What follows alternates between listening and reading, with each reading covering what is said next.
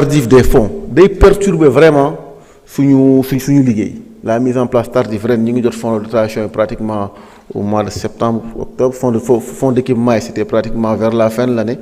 Ça perturbe vraiment le travail des collectivités territoriales parce que dañuy am ay dépenses yoo xam ne dañ ko def durant toute l'année. Donc quelque part ñu leen di ñaan vraiment dès le 1er janvier en tout cas au plus tard au mois de mars qu'on puisse mettre en place les fonds des collectivités territoriales pour qu'on puisse fonctionner correctement. Ben c'est par rapport à l'équité territoriale que vous teniez compte d'une chose, moi les départements ruraux, les communes rurales, dans la répartition des fonds de dotation et d'équipement, tenir compte du fait que les collectivités territoriales viennent en complément de l'action de l'État. Faut xolé lu melni Goudiri ou d'autres départements périphériques, en général les maires et les présidents de département dañuy jël en charge les infirmiers, les sages-femmes, des moniteurs, parce que souvent, déficit ci zone yooyu lay gën a nekk li ci ville yu mag yi en général état bi da koy jël en charge mais dans les zones rurales en général c'est les collectivités territoriales qui sont obligées de venir en tout cas pour combler le déficit pour masquer un peu en tout cas l'absence de l'État dans certaines zones. Donc dans la répartition des fonds il faut tenir compte de cela. fu may jeexalee mooy le PACASEN gis nañ il y a quelques jours am na quelques communes qui ont bénéficié du PACASEN. damay laaj ci département yi fu ñu ci toll parce que nous il y a quelques années il y a 3 ou 4 ans on avait travaillé avec l'ARD de Tambacounda pour voir un projet de dimension vraiment départementale xool avec l'ensemble des maires on s'était réunis pour porter un projet boo xam ne dañ ko déposé woon au PNDL pour le PACASEN rural. C'est un projet qui consistait à en tout cas créer au niveau de chaque commune ay bassin de rétention pour en tout cas encourager les jeunes pour l'agriculture hors saison. Monsieur le ministre ñu ngi lay ñaanal di la encourager mais vraiment bëggoon naa am ay réponses sur l'air parce que comme on va vers des élections territoriales au moins que les gens cherchent exactement à quoi s'attendre. Asalaamaaleykum wa rahmatullah. Merci beaucoup monsieur le président Djimo Souaré. Madame la présidente Marie-Angélique Selbé Diouf, vous avez la parole.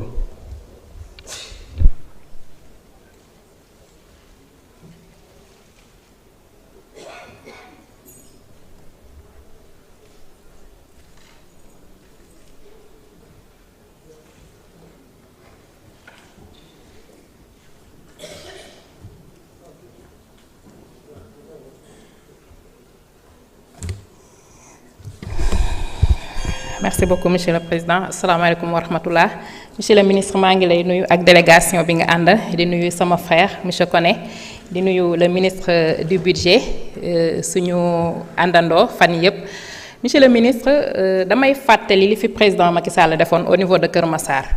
dafa ñëw fekk mbënn mi am fa doole lool vraiment nangu kër yi fekk Zodiac yi di transporter nit ñi sax pour ñu mën a génn ci seen dëkkuwaay yi. ñu jëm élection mu jàkkaarloog yëf yi xamul lu muy def mu ne lan ngeen bëggoon ma defal leen département defal naa leen Kër Massar département lii lañ ci am. amul benn étude sérieuse buy xool ndax territoire bi ñuy def département ndax département lay méngool wala ville lay méngool amul benn étude sérieuse boo xam ne dafay impacter ci découpage yu territoire bi nga xam ne moom la ñu méngale ak département. Monsieur le ministre. ñun waa Kër Massar dañuy solliciter arbitrage ñun ak waa Mbao parce que nag dafa am lu metti lu ñuy dund loo xam ne ni ñu joxoñee baaraam ANAT ñun ñii dañ koy joxeñoo noonu baaraam parce que am na yoo xam ne buy jàll di intéresser l'homme politique vraiment l'agent public de l'État waru see ànd. Monsieur le ministre la forêt de Mbao ku fi nekkoon maire nekk fi président de l'Assemblée nationale bi mu fi toogee. dafa dagg forêt Mbao yóbbu Mbao bokk ci Pikine ki fi nekkoon ministre des collectivités territoriales comme yow ñu jëm élection mu dagg APEX dagg Tivaouane Peulh yóbbu Sangalkam ndax dafa doon dem élection ñu jël Kër Massar commune dagg ko ñaari commune jël Yëmbal commune dagg ko ñaari commune dagg boo xam ne dangay dugg ci benn koñ suuf rek boo xam ne charrette sax mënu faa jaar moo leen séparé kii dëkk nord kii dëkk sud soit muy Kër Massar Nord wala muy Kër Massar Sud wala muy Kër Massar Sud Yëmbal Nord ak Yëmbal Sud. Monsieur le ministre waa Mbao du ñu traverser forêt bu Mbao géographiquement ñun ñoo koy traverser ñoo ngi demander pour ñu may ñu voie de contournement boobu ci biir forêt bu Mbao bi lay jaar te loolu mënuñ ko def tant que forêt bu Mbao bokkul ci Kër Massar c'est vraiment une correction que l'on demande pour que forêt bu Mbao ñu boole ko ci Kër Massar waa Mbao duñ ñu defal lumière foofu ñun ñoo fay traverser ci lëndëm bi ñun ñooy subir agression yi tout ce qui est désagrément Kër Massar ñoo koy subir Mbao benn yoon lay taal foofu mooy bu fekkee ne dañuy jëm tabaski ñu lal foofu pour jaay xar yi xaalis boobu ci seen gafaka lay dem boole ko xaalisu station yi nga xam ne tout ce qui tourne autour de cette forêt ci ñoom lay dem heure boobu la ñuy ñëw taalal ñu ci nga mën a jaar foofu gis fa lumière mais à part ça Kër Massar dafay nekk ci lëndëm ci côté boobu bëgg nañu ñu corriger ko. bëgg nañu aussi ñu corriger li nga xam ne dafa jëm APIX Tivaouane Peulh waa APIX lu bari Kër Massar lañ koy defee parce que géographiquement Kër Massar la ñu gën a bokk li la koy won mooy. seen benn mairie seen benn centre de vote mu ngi biir Kër Massar bu élection jotee Kër Massar la ñuy voté biir territoire Kër Massar te bokk APIX loolu tamit ministre bi fi nekkoon moo defoon découpage boobu parce que daf ko arrangé woon monsieur le ministre vraiment dañuy demander arbitrage entre la commune de Kër Massar la commune de Tivaouane Peulh ou le département de Pikine et le département de Kër Massar le département de Kër Massar et le département de Rufisque pour que ñu delloo ñu li nga xam ne ñun ñoo ko moom ñu xoolalaat ñu saytulaat ñu nag bu fekkee dañoo méngoog ville ñu jox ñu statut ville parce que département bi ngeen ñu def ñun daanaka amaluñu njëriñ fonds de dotation fonds d'équipement bi ñuy jot sama frère wax na ko bu yegsee bu ñuy xool ñun conseil départemental dama fa nekk mënuñu am un budget normal annuel parce que li ñuy jot ci fonds li ñuy jot ci transfert mënul couvrir charge yi nga xam ne moom la ñu Pikine transféré bi ñu defee conseil départemental xam naa foofu laa yem ci département bi pour ma mën a jàll ci yeneen problème yi dinaa ci ñëw nag vraiment ñu gën ko xóotal parce que yitteel nañu trop ñun waa Kër Massar monsieur le ministre mu am Kër Massar foo xam ne dafa tudd quartier Médinatoul Mounawara ak UCAD ñooñu le président Ablaye Wade moom moo leen mayoon foofu noonu